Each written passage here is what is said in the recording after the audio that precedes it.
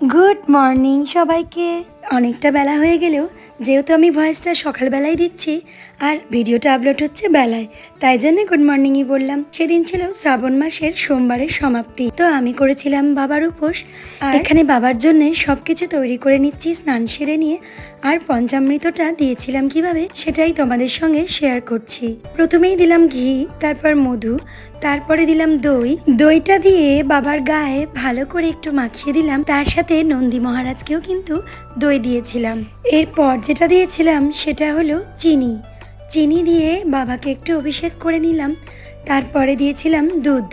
দুধ দিয়ে বাবাকে ভালো করে ওম নমঃ শিবায়, হর হর মহাদেব এই সমস্ত মন্ত্র জপ করে বাবার নাম পাঠ করে বাবাকে আর নন্দী মহারাজকে দুজনকেই স্নান করিয়ে নিয়েছিলাম। এরপর গঙ্গা জল দিয়ে বাবা আর নন্দী মহারাজকে ভালো করে স্নান করিয়ে নিলাম। আর দেখতেই পাচ্ছ বাবাকে পরিষ্কারও করে নিয়েছি। এরপর আমি একটু চন্দন ঘষে বেলপাতা দিয়ে বাবার গায়ে মাখিয়ে দিয়ে দিলাম পইতে। তারপর দিয়েছিলাম আকন্দের মালা আর ফুল ও বেলপাতা চন্দন সহকারে দিয়ে বাবার আরাধনা করেছিলাম। আর দিয়েছিলাম পঞ্চফল, মানে 5 রকমের ফল। এতে ছিল আম, নাশপাতি, আপেল, শসা আর আঙ্গুর।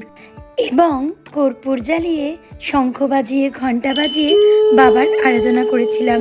আর ঘন্টা বাজিয়ে আমাকে সাহায্য করেছিল আমার ছোট্ট তোজসোনা।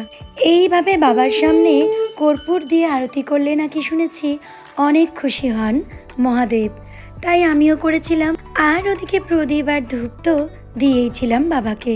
সকলের মঙ্গল কামনা করে বাবার কাছে প্রণাম জানালাম আর বাবাকে বাবার আসনে মানে মন্দিরের মধ্যে বসিয়ে দিলাম। সকলে মিলে বলি হর হর মহাদেব।